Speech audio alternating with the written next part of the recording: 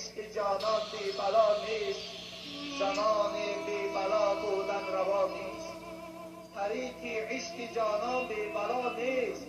این راهی که برادرای عزیز ما و شما پیشه گرفتیم، این راه نماز، این راه روزه، این راه عبادت پروردگار، میگوید حضرت این راه میگوید از بلا خالی نیست.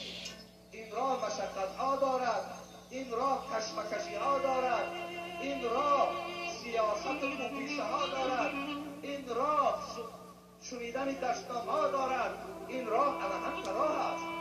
از حبیب خدا پرسیدن ای الناس اشد بلاء، ای حبیب خدا سختترین بالا، سختترین بلا بالای کدام انسان است؟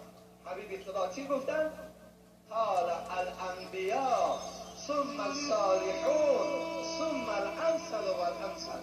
پیغمبر خدا گفتن سختترین بلا بالای پیغمبرهاست، بعد از آن گفت بالای صالحون است، بعد از آن بالای این چنین شخصانی که در این راه درست قدم زننده هستند. اینا دارین سختترین بلا را میکشند.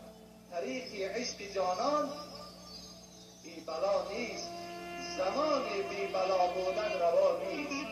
حضرت میگن بلا کش تا لقای او ببینی، که مردی بی بلا مردی لقا نیست. بلا را بکش، عذابها را تحمل کن، سختی ها را تحمل کن. هر چیزی که در این راه بالای تو می آید نترس، نترس. در حال پشیمان نشو که کاش که به نماز بشیدید، یا کاش که همین مسجد نمی آمدیم، این قدر سخن نمیشنیدیم.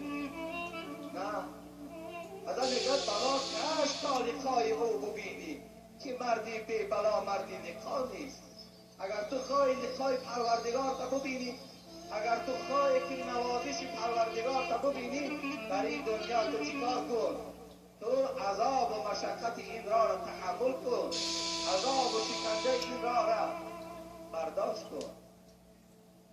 اگر صد تیر بر جان تو آید، حضرت میگوید اگر صد تیر بر جان تو آید، چو تیر از شست او آید خطا نیست.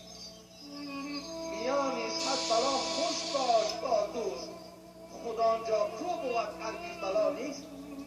هزارها بلا به سر بیاید، میگه تو دوستیت از پروردگار نکن، تو رابطت با پروردگار قطع نکن، هرچند که اگر بلا و مصیبت بالای تو آمدن گیرد. میان صد بلا خوش باش با دوست، خدا آنجا کو بود هرگز بلا نیست. حضرت آقا میگوید از آنجا هرچی آید راست آید، تو کجمنگر که در کجبین وفا نیست. از آنجا هرچی می آید اونا تو خوب استقبال کن.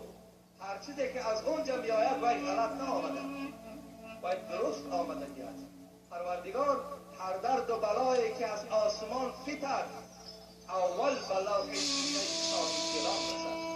هر درد و بلایی که از آسمان می آید، اول کجایی که یک بنده که در راه پروردگار خدمتگار است، اول بالای اون می آید، تا که از این نعمت، از این گنج پروردگار این بنده را چیکار کنه؟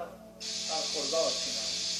این از البته یک مختصرا در اطراف این انسان از بلا و محنت هیچ وقت خالی نیست. با شما خواهیم نخواهیم بلا و آفت بالای ما و شما می آید. از این خاطر بهترین صورتش همین است که ما و شما در همه بلاهایی که پروردگار بالای ما می آرد، ما و شما صبر کننده باشیم.